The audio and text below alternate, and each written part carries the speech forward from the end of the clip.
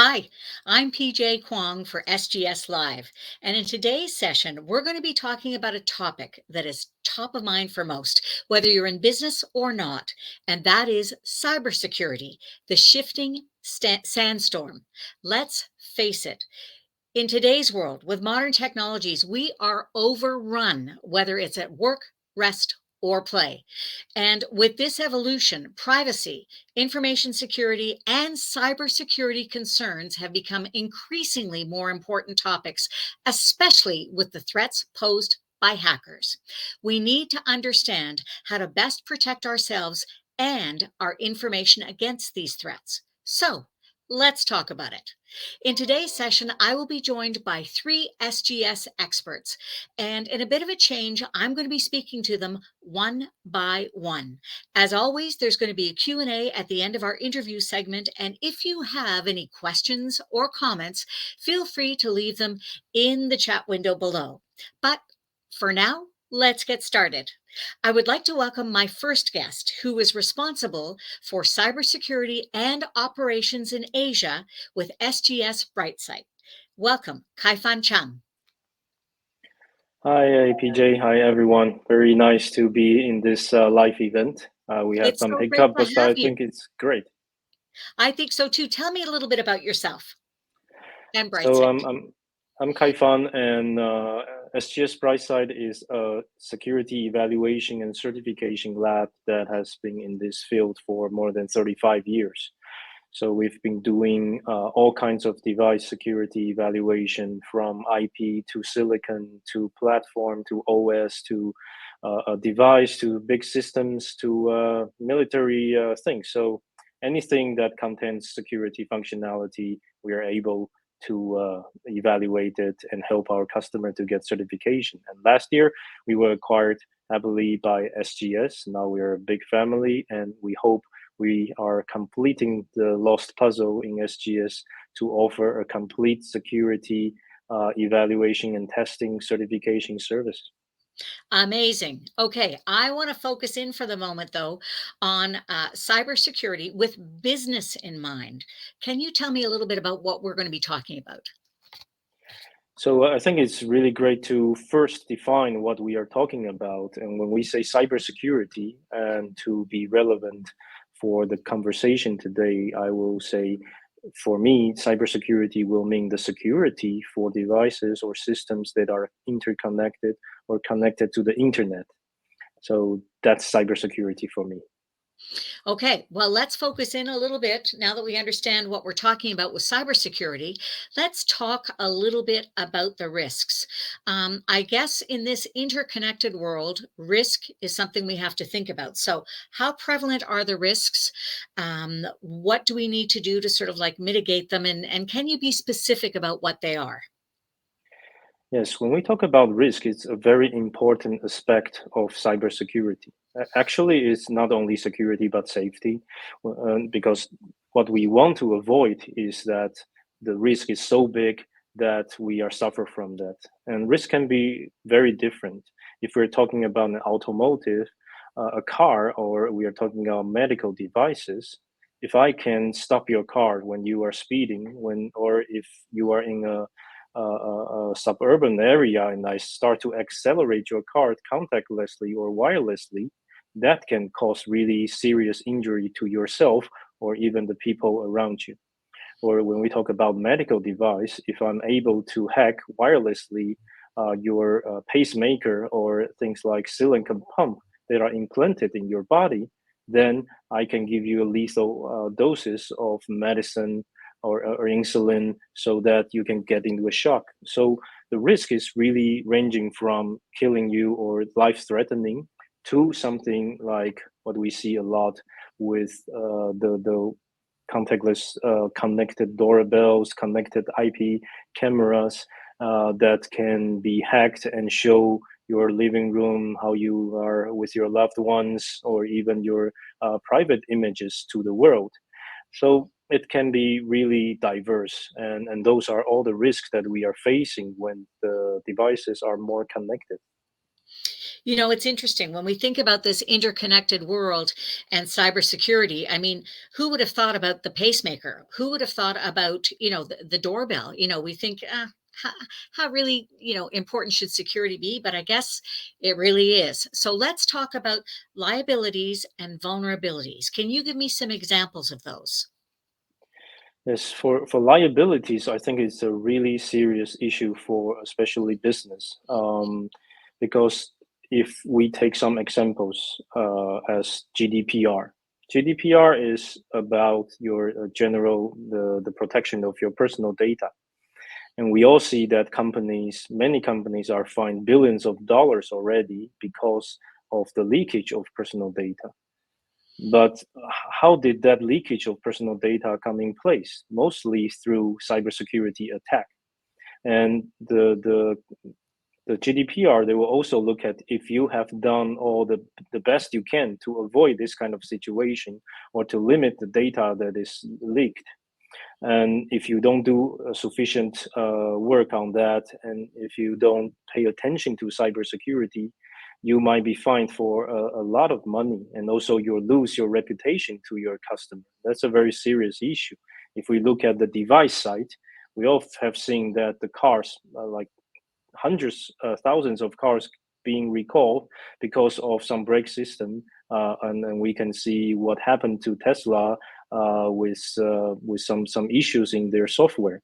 So that's the big liability, not only in monetary value but also to your reputation and your confidence and trust to your customers.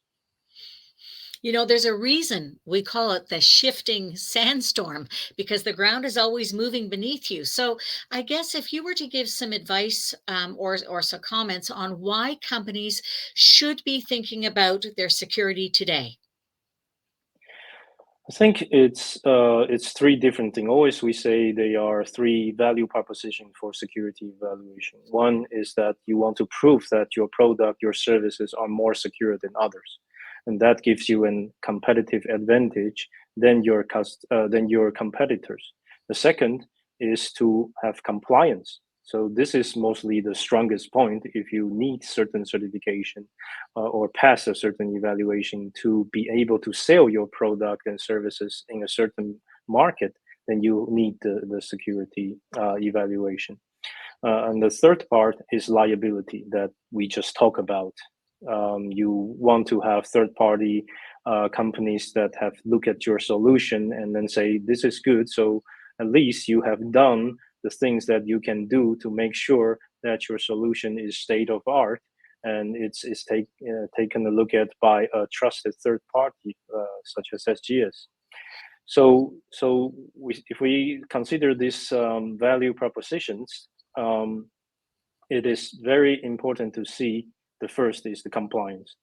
And in automotive world and in the medical world and in IoT world, we all see that regulators or countries are already starting to demand on that.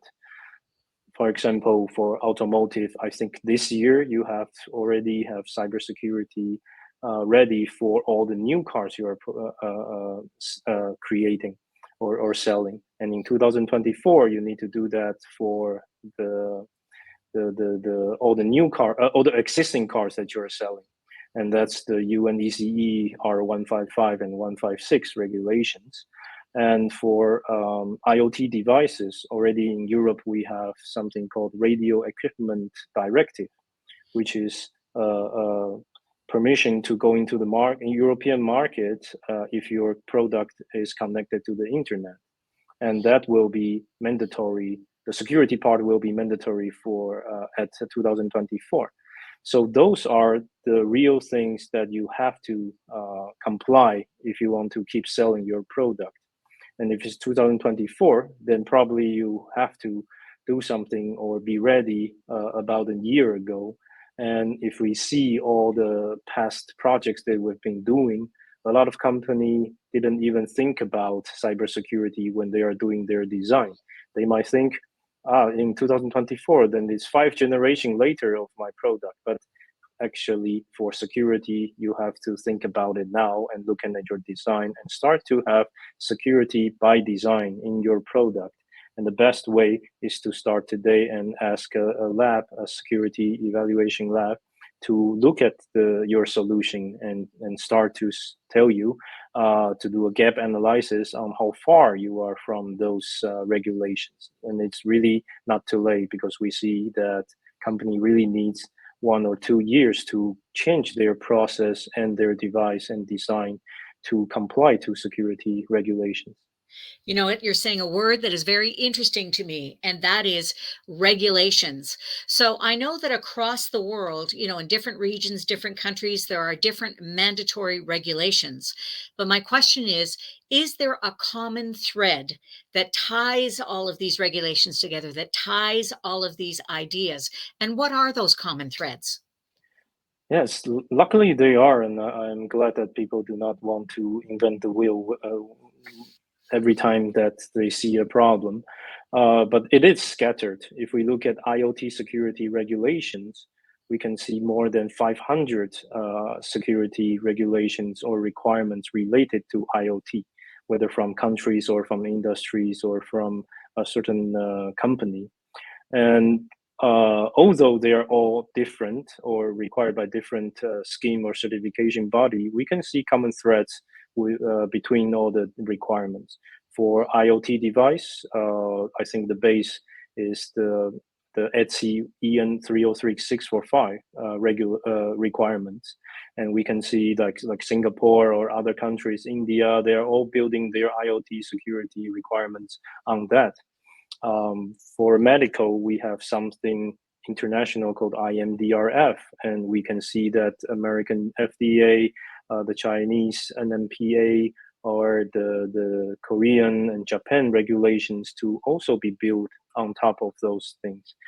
So at this moment, it's a bit scattered, like what we saw in for the high assurance world after the Second World War, but we are forming them between the different requirements from different countries and forming them to something we had like common criteria. But we will have new things for medical, for automotive that can be done once and help our customers to satisfy the requirements of and regulations of different areas. Because of your wealth of experience and because I'm curious, I'm wondering if you have any examples of companies, you don't need to name names, that experienced a cybersecurity issue and the steps that they took with your help to mitigate those risks. Yes, definitely, and of course, we the projects and the customer we cannot really share, but Of course. we can share about the experience of going through this process with our customers. So, if I take medical as example, medical devices, a lot of time when we just got a request from our customer, we notice that they don't even have risk assessment based on cybersecurity threats. So they are all used to safety hazards. We call that to make their risk assessment, but they don't look at cybersecurity, the possible ways to attack your product, and make risk assessment based on that, which is a basic requirement for regulations or requirements like the American FDA for medical devices. And without that, you cannot do the security by design. You cannot really follow the threads of doing the vulnerability analysis of your security functionalities and doing your evaluation and testing based on the severity of the risks that this vulnerability and security functionality presents. And that's what we are helping with our customer with, and also echoes back a bit to my answer before why people should start early, because to be able to think again about the risk assessment of your product and medical devices. Some people have thousands of different products, or some companies have thousands of different products related to security. You really have to have a new process to do that. And that's from our experience with working with companies to share with all the audience from if you have you know that you are going to have security requirements or mandatory requirements you're facing, do it today and contact your your friendly neighborhood lab to understand what you have to do. You are friendly for sure. And I'm hoping that in this final question, you're going to address one of my favorite terms, which is security hygiene. What is it? Yes, we talk about security hygiene as like the normal hygiene. When we say hygiene, you just think about brushing your teeth or washing your hands. Those are the basic things that you need to do to protect yourself from sickness and things like that. So we talk about security hygiene. That is the basic things that we should do to avoid maybe 70 or 80 or 90% of the cybersecurity attack that we're facing. Things that is so basic like don't use default password, or that device demands you to change your default password to a very difficult or rather complex password instead of just 1 2 3 4 5 7 8. So that alone will already help you avoid many of the cybersecurity attack, and that's the things that most of the regulatory bodies or countries they are creating. The EN 303645 is the basic set of security requirements for IoT for connected devices, and that's also what we see a bit strange for me, a very strange things in the market, that even for this kind of basic things, people trying to save money and just don't want to uh, make sure they are satisfying these requirements. I think that will be lying to ourselves and just put our heads in the sand and think cybersecurity attack will never happen to us. And that's also what SGS Brightside wants to support the industry in really raising the bar, raising the minimum bar of security for connected devices. You know what, Kaifan Chang, this has been a fantastic way to kick off our SGS live session about cybersecurity, the shifting sandstorm. Thank you so much for joining me. Yeah, thank you. Great to be here. Before we go any further, I want to acknowledge our fantastic audience. We always get a great global crowd here at SGS Live. So I want to say a big welcome to one and all. We are so delighted you could join us today for Cybersecurity, a Shifting Sandstorm. And we're going to move on now to our second guest. But I want to remind you that there will be a Q&A at the end of this interview session. Any questions or comments, feel free to leave in the chat window below. Okay, here we go. Our next guest is the Global Head of Strategy and Business Development, who coincidentally holds a master's degree in computer science, which I think is going to be very helpful for this discussion. Please welcome Willie Fabricius. Thank you very much for having me. Willie, this is fantastic to be able to talk to you. Okay, I have heard the term Information Security Management System, or ISMS. What is it? Well, it's actually a question we hear quite often, and that tells me that there is really a need for people to understand what it is, because, well, if a lot of people don't know it, then there's a good opportunity. So first of all, let's decompose the phrase information security management system. So let's start with the word information. What is information? Well, ISO actually defines information as everything of value. So now, obviously, I'm not talking about the value of this pen, right? But Right.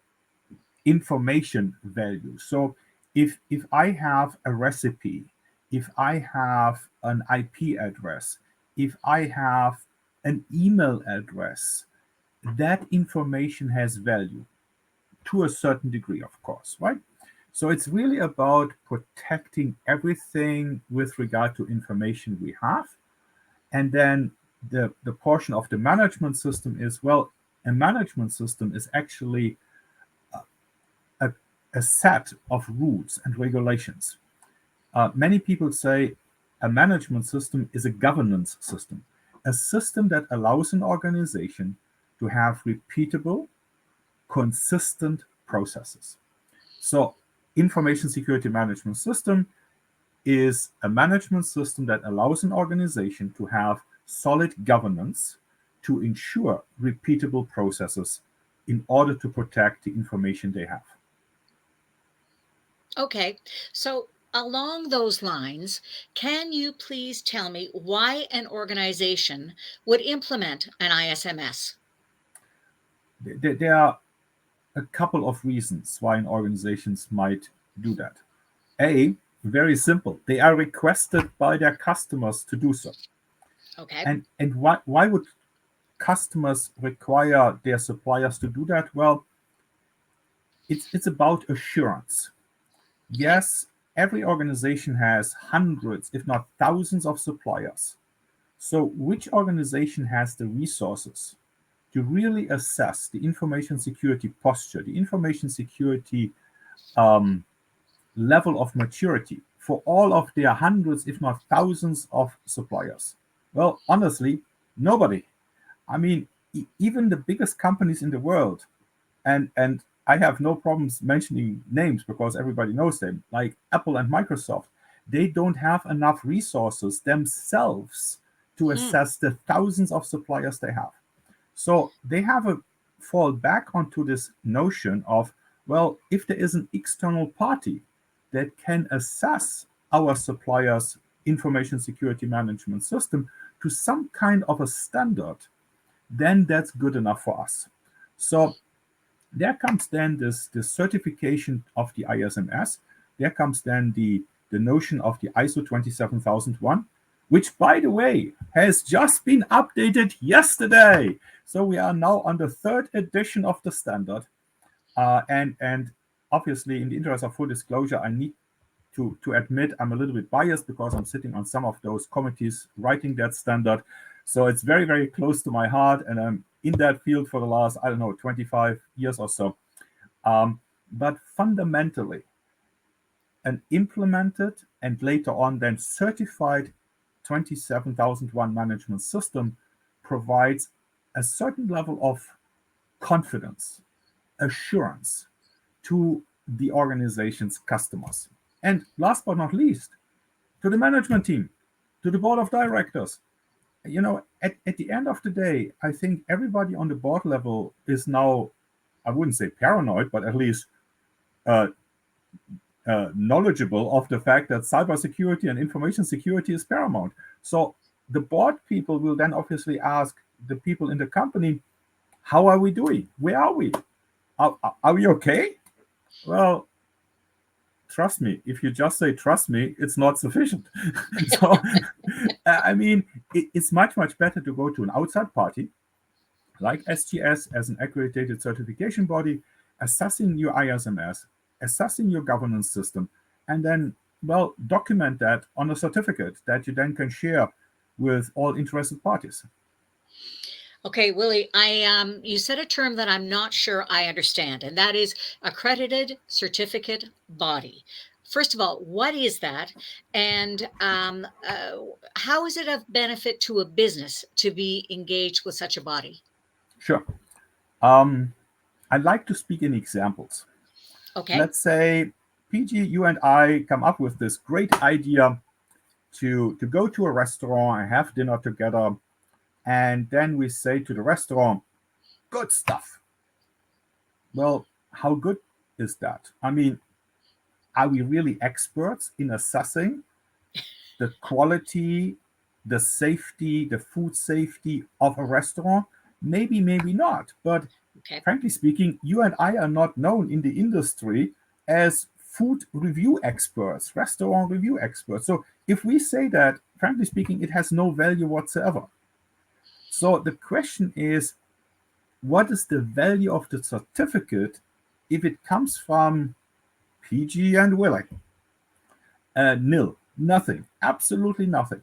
So therefore, there is this concept of certification bodies like SGS are being approved, are accredited to deliver this kind of services from accreditation bodies. And in many countries, there's only one because it's embedded into the law that there shall be only one accreditation bodies. In some countries like the United States, there might be more than one, and that's okay.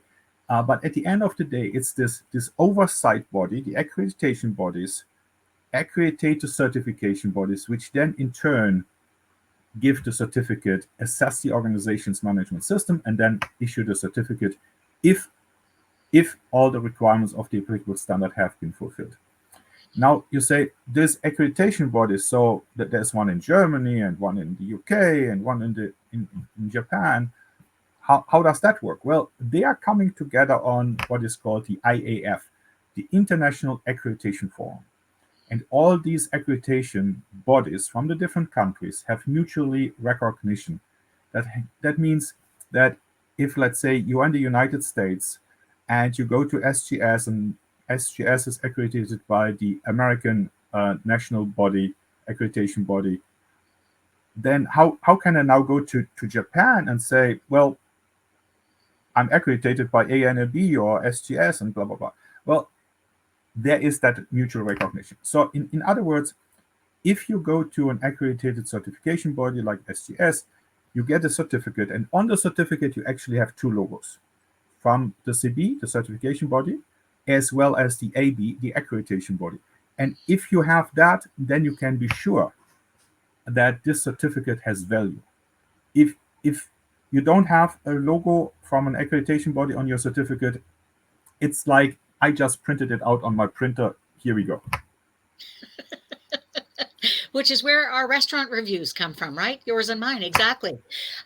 Speaking of being sure, I am sure you're going to like this next question because it's about ISO 27001, which you were just talking about and that is close to your heart.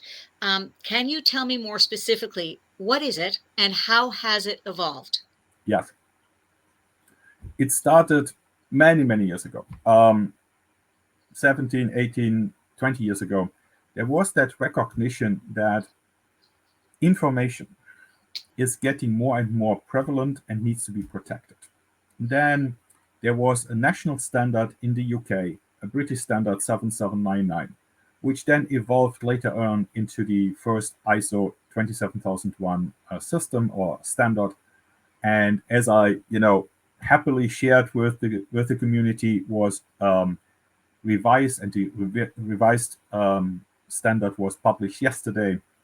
But fundamentally, that document, that standard, helps an organization to implement globally recognized best practices.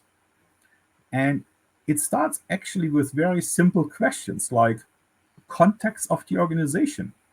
Who are we? And you say, don't people know that? Well, maybe not really.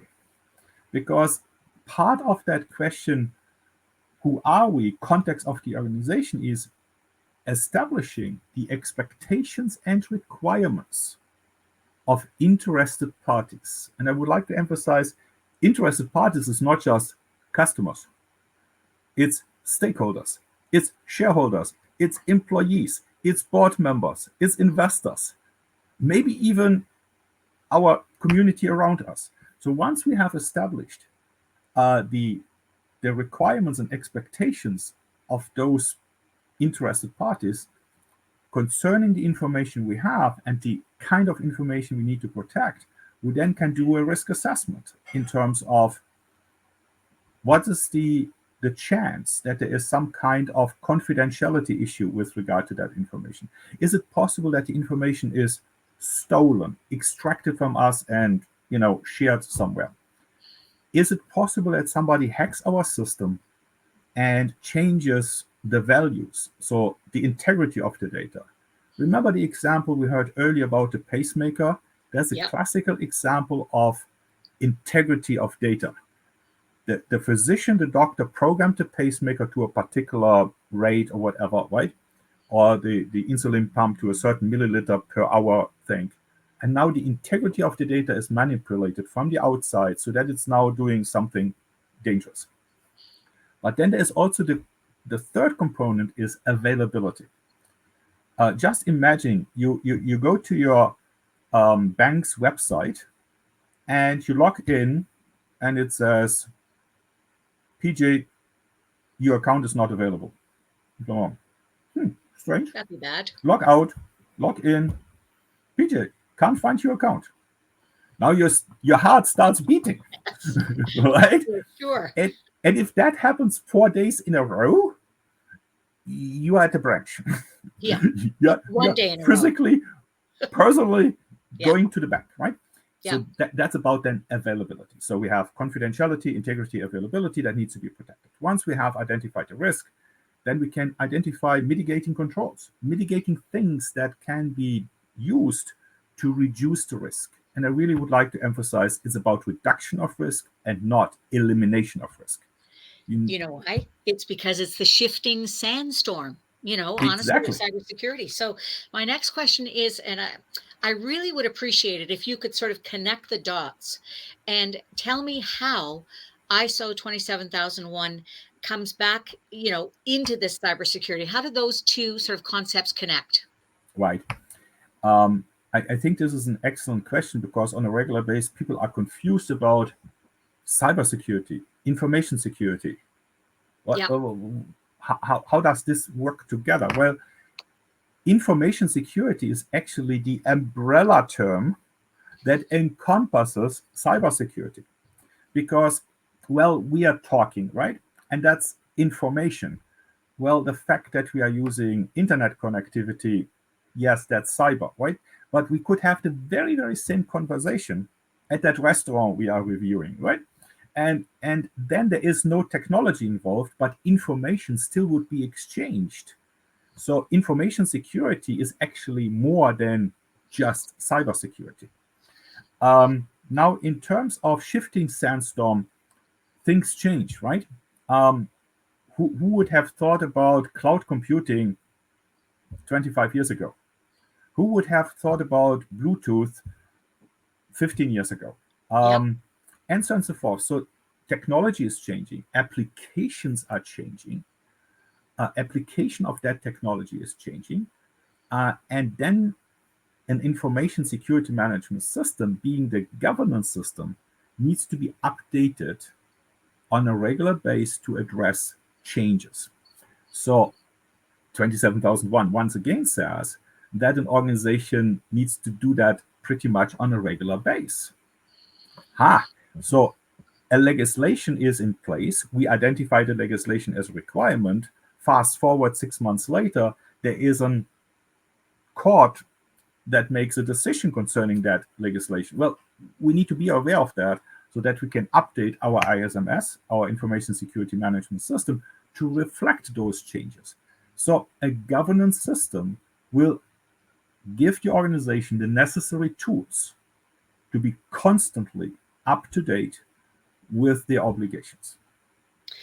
Okay. So this is obviously such an interesting topic and very complex. But when we're looking at the regulatory landscape, are you able to comment how this has influenced or shaped industries? So regulatory landscape, we heard already about the FDA and the American and European medical device directives, but there are other rules and regulations that might apply. So, for example, here in the United States, the Department of Defense came up with their own information security assessment methodology, CMMC. And then the German car industry has their own information security assessment methodology regime, TISEX. And you say, just hold on. As an organization, how can I manage that? I mean, most organizations are not just delivering their parts to a single industry, right? My example would be a valve. A valve can, small little valve, couple of millimeters in diameter, can easily be used in the famous pacemaker, can be Yeah. easily used in the insulin pump, but also can be used in a car for some kind of fluid control. And by the way, can be used in a weapon system, so military. Right. So all of a sudden, that very same valve could be in medical, in automotive, as well as in defense. And now this organization, that valve manufacturer, needs to be compliant with information security requirements, cybersecurity requirements from 3 different industries. How do you manage that? Governance system, management system that encompasses all those, because that allows you to really be agile and adaptable. And unfortunately, it's not getting easier because, frankly speaking, information security, cybersecurity is considered now in many, many countries national security. So without information security, you're already in violation of some kind of regulatory requirements with regard to national security. Not only that, you're clearly vulnerable, right? So Absolutely. Willie, thank you so much for joining me. This has been just another piece of the puzzle in our discussion about cybersecurity, the shifting sandstorm. That's a hard one to say. But anyway, thank you so much for joining Thank me. you I so know you're going much. to come back for our Q&A. So again, wonderful. And if you're just joining us, I have spoken already with 2 of my SGS experts, Kai-Fan Chung and Willie Fabricius, and we've been talking about cybersecurity, the shifting sandstorm. We are going to turn our attention now to our 3rd SGS expert. And this is Mr. Khawaja Faisal, who is a regular speaker at global events, and he's been heading the certification operations at SGS Pakistan for the last 22 years. Welcome, Faisal. Thank you very much, Vijay. Thanks for having me. I'm so happy you're here, and I want to get right into it because I want to talk about digital trust. What is it, and why do we need it? Yeah, that's a very good question. Thank you very much, and thanks for the intro. As Willie has already explained a lot of things, similarly, my friend Kai. So this is all contributing towards the bigger landscape that is digital trust. It's a buzzword now. I heard it about, let's say, 2-3 years back, but at that time, before the COVID era, but it emerged as something which is getting more and more important due to the COVID. After the COVID, during the COVID, people have to go online. A lot of digital transformation was done in the last 2 years, which we would have been thinking to do it in 10-15 years. Even a simple shopkeeper was going online because it's a case of a survival. So if you put on Google, the digital trust, you will find more than 5 billion results. So you can imagine how much critical this topic is getting. Similarly, let's first define, I would say, trust, and before we jump onto the digital trust. So the trust is something you have a confidence in someone. Whatever he is saying, you adopt it because you know him. And sometimes you talk to someone who is not known to you. How much you talk to him, might be he's not understanding, or you are not understanding what he's communicating. So trust is basically facilitating our communication in one way or the other. So digital is also communication, a way of communication, what we are doing right now. And that's exactly, we want to define it in a way. There are a lot of definitions, by the way. I said 5 billion, what you call links you get. But some of the organizations are very seriously working on it. And they are developing some framework, some kind of what you call clear lines which the organization can adopt, apart from these different standards, as my friend Willie has already spoken about. So I will take one of the definition, which says a digital trust is a confidence in the integrity of the relationships, interactions, and transactions that the providers and consumers have amongst them each other. And this definition is covering integrity. And this integrity, by the way, the Willie has explained to you the integrity of information, availability of information, and the confidentiality of information. That is what is information security, that you protect all of these. But this integrity is in the common world, which you call how much what you are saying you are, and what you are pretending you are you actually in that space? In the online world, we cannot see. We cannot shake hands with our customers, with our suppliers. So if you pick up the newspaper, you will immediately be confronted with a lot of headlines of fading trust in the banks, corporations, relationships. Just to quote you an example, in the last 3-4 years, the same hotel chain was hacked 3 to 4 times. And now you can imagine, if I am going to stay there, because we travel a lot, and I will be thinking twice to stay there first. And if I have to go, I will be reluctant to share my passport or anything, because they have faced the data breach of highest magnitude. So this is something which is similarly, if I give you a very simple example of online shopping, that you buy, place an order, and they don't have it in the stock, they will ship you a wrong item in order that you remain their customer. And whenever they already know that you will return it, and by that time they can ship you the original content. So this is the mistrust. So in the definition, if you see, yeah. Oh, I was just going to say, I have a bit of a follow-up question, because what you're saying is so timely and it's just so universal. But when we're talking about digital trust, is there a way that you can give me maybe, I don't know, a list of attributes or the recipe that people have to follow in order to achieve digital trust? Exactly. So if you see, just to give you another example, so that I move on to the point which you have highlighted, what is the recipe? Just to highlight that, there are 2.5 quintillion bytes of data that are produced daily.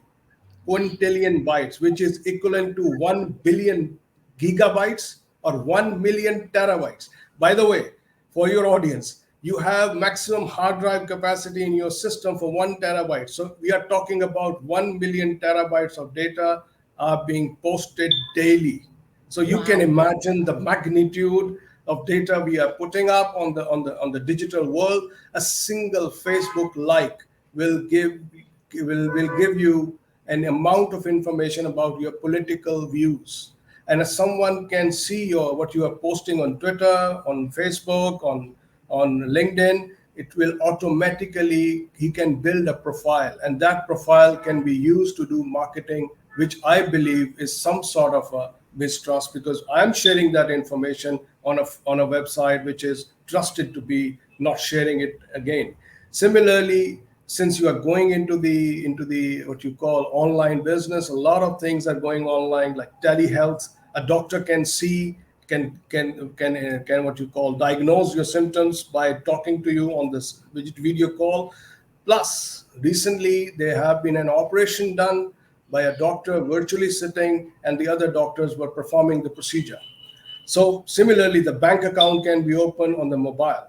So all in all, the use of this technology and interconnectivity is creating highest concerns. As Kai has mentioned, the IoT devices. Just to give you a very prudent example, recently I saw a baby doll toy which was connected to the internet. The parents have connected it so that they can see also their child while they're at work, and she can play also. And that doll was hacked, and it hit the child by the person who was hacking. He was making to use it in a bad way. So these smart toys which are connected. So now coming to the point, how to do it, how to get this thing in control, and what is the recipe? What is the thing behind it? So it's all in all, there are certain factors to be considered. I would say, as you said, ingredients to the recipe: that reliability, ethics, your credibility, your governance system, the transparency in whatever you are declaring and whatever you are producing and whatever you are servicing. Security, how secure and safe you have producing and providing the services. The integrity, and most important these days is the privacy. If I am sharing a data with you for the survey, and you have sent that you are getting this survey to do some analysis, but if you are selling it, that my personal data to someone who can pay you, and then he will start sending me spam emails or something. So that is something which is creating distrust. So all of these elements which I've narrated, they are basically the piece of a big what you call cake, which is digital trust. Yeah. So that's the main area. And by the way, the consumers these days, 78% of the consumers, they say that we will be continuing to do business with the organization who can disclose if there an incident they will clearly come back to us that something has happened, and they are taking the full responsibility and making sure that things are under control. But if you're keeping the things under the carpet, it will be again a distrust. You know what? As they always say, the truth will out. So you might as well just go with it. Okay, I love your analogy of baking a cake. So, who within an organization is responsible for baking that digital trust cake? Yeah, that's a very what you call, since in this field, since last, which you can say 28 years overall, and doing this audits and trainings 22 years, and playing with these standards. And by the way, as Willie has said, 27001 is very close to my heart also. And Great. since it was released last night, I have got more than 100 messages that we want a new copy. That means the people are so much involved in it. And so and even when we teach the standard, but there is always a question of responsibility. So the CEO can be responsible for everything. Sure. But to be honest, he can be accountable, but everyone has to play his role at their level. And if you take my opinion, I would say the product owner or the service owner who is developing the product, who is developing the service to be delivered, he must be starting it from the start, from the scratch, from the design, development, and all phases of his product life cycle. And similarly, we don't want to create a committee. Committees and the meetings, they doesn't bring something which is very, very important because of this fast pacing of world. So what we normally used to do is we should be having security and privacy by design, as I said, and responsibility start from the start to the end. And on the other side, let's forget for the technology for a while. What about marketing department? They are posting a lot of posts on the social media.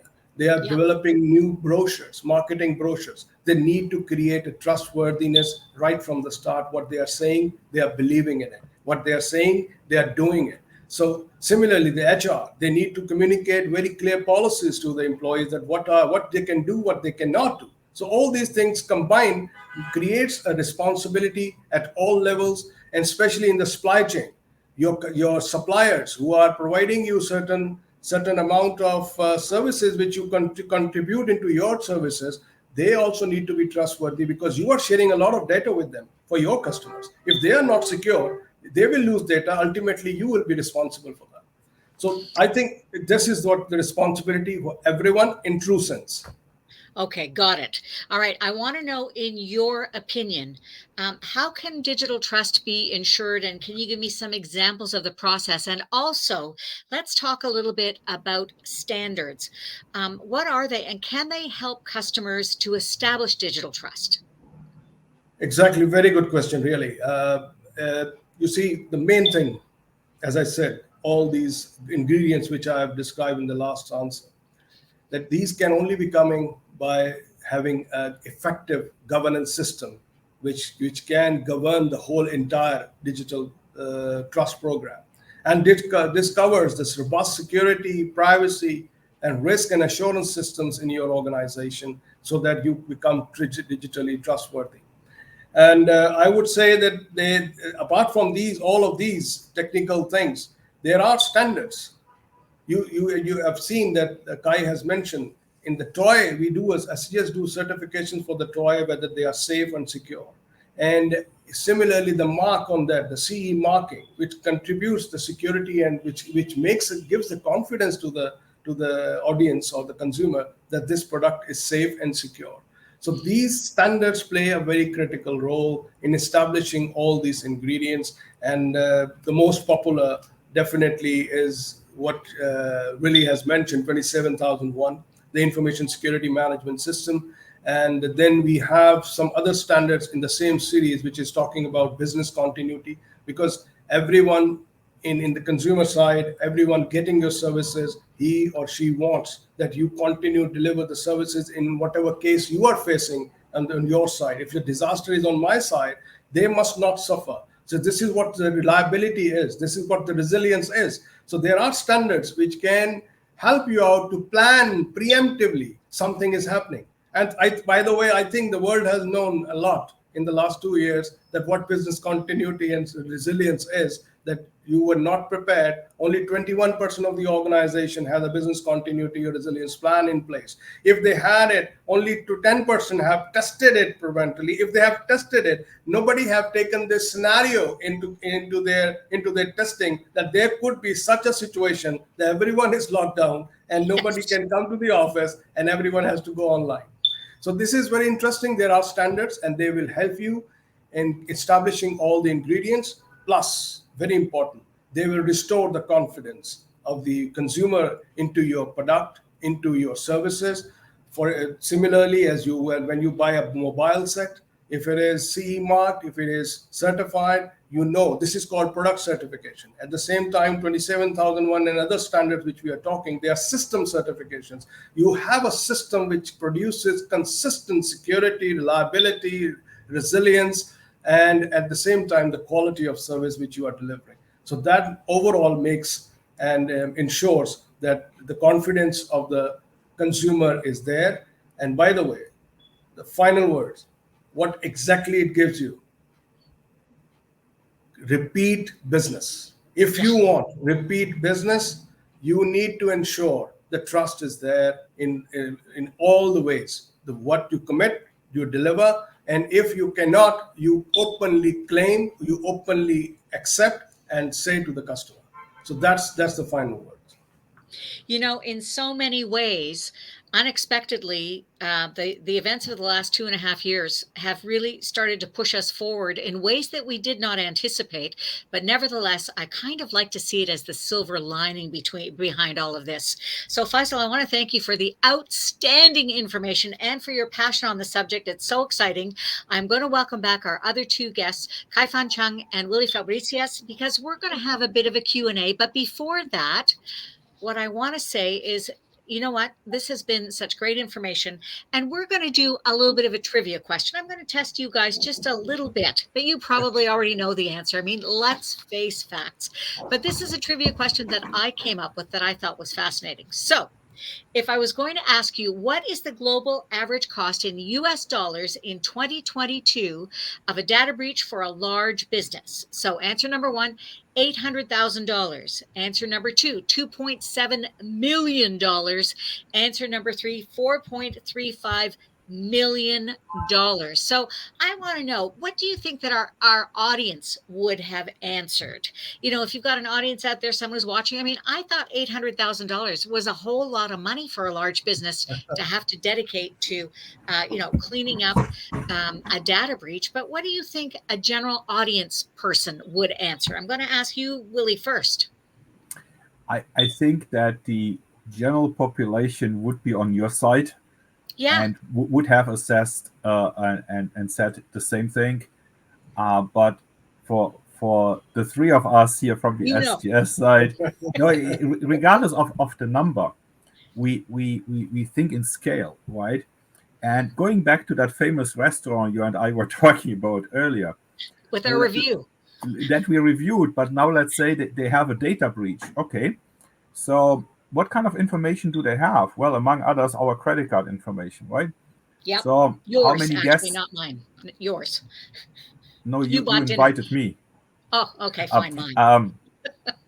So they have what, 100 guests per day, 365 days, right? So they have, I don't know, let's say 30,000 credit cards information, and maybe they store that over 3 years, so they have whatever, right?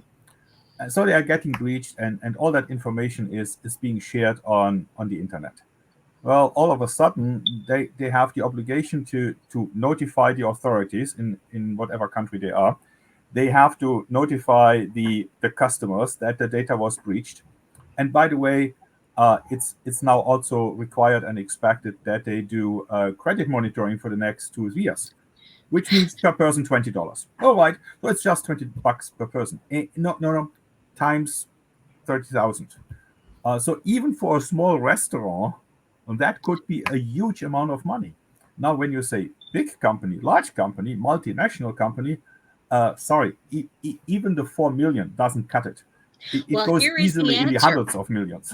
Here is the answer. People may be surprised to find out that the average cost for a data breach in US dollars in 2022 for a large business is $4.35 million.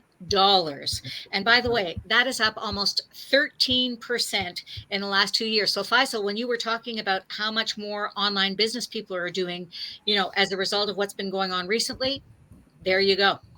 Yes, exactly, and that's the point I was highlighting.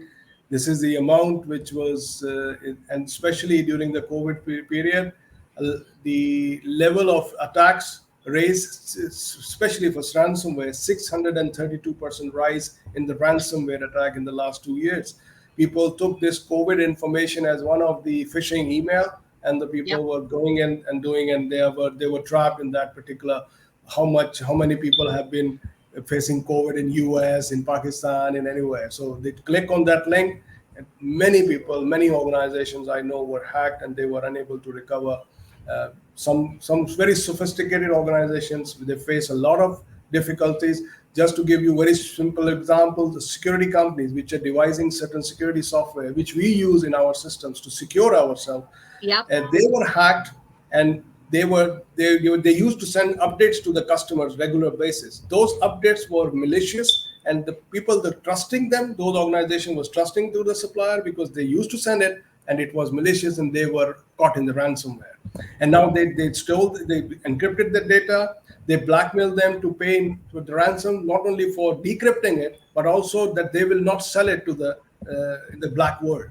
And then consequently, the third level is they attack their customers and did the same because they already had this particular malicious code in their systems. So you can imagine the landscape is increasing, and that organization has to go into these standards adoption because they gives a lot of confidence, and they also give them the confidence that they are serving in a secure manner. So, Kaifan, I'm going to come to you for a bit of an extra question, a bonus question for me. I know that we spoke in general terms about security, but from your perspective, what are the immediate priorities for any enterprise, and how do you help them? Call SGS, of course. Of course. No, but this joking aside, it's very important to know where you stand. If you're in a shifting sandstorm, first you have to see where you stand, what your equipments are, and how to survive this sandstorm. And that's exactly what I think that the companies should do.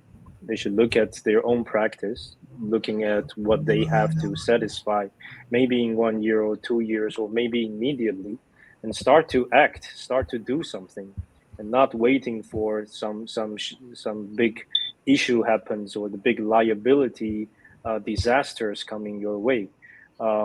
So definitely contact SGS, your friendly neighboring testing certification organization, and let's start to look at where you stand and the security of your product. And we are the expert on also all the different regulations in everywhere in the world. And let us know what you want to achieve, and we can support you from there.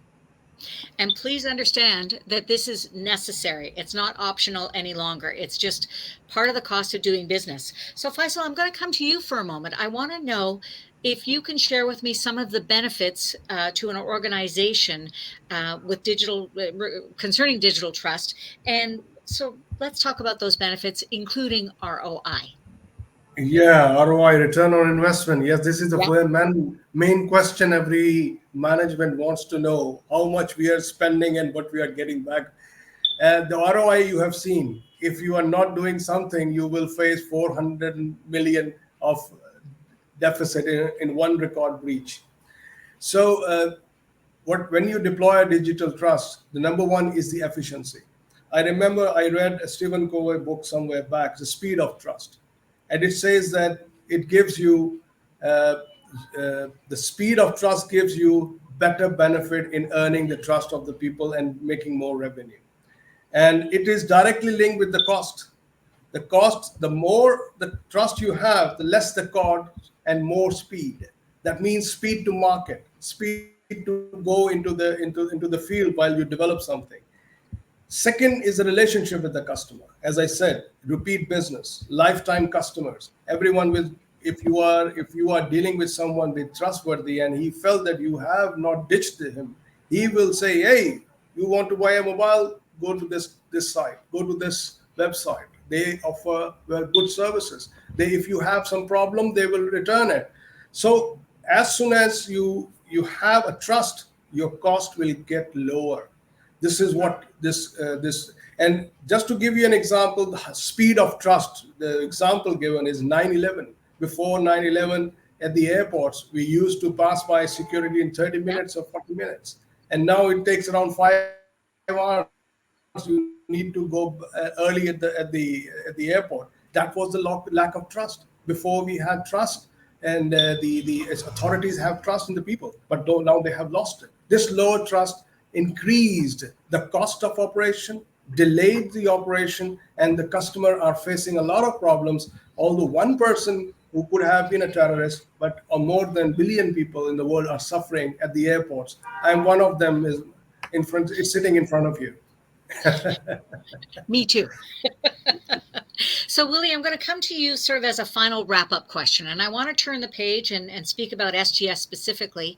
Can you tell me how long it would take for a new customer to come to SGS with an issue and then to walk away with a certificate in hand? Well, that's another $1 million question. It depends. Okay. And obviously it depends upon all kinds of parameters, right? So from, is it a small company, 10 people, one site, the system is implemented, ready to be certified, 3 months. Is it a multi-billion-dollar company operating in 120 countries, no system implemented? Well, that will take a couple of centuries. But kidding aside, on average, we are saying something like between 9 and 12 months is a good period of time to consider, assuming that there is some fundamental base management system already in place. The organization knows what is management review, what is internal audit, and then we would go in and offer the organization a voluntary, I need to emphasize that, pre-assessment, pre-audit to establish whether they are really on track. And then we would go into the stage 1, stage 2 audit that then would be assessing the organization, whether they are fulfilling the management system or whether the management system of the organization fulfills the requirements of ISO 27001. And that is really not that long. But it really depends upon the readiness, the maturity of the ISMS.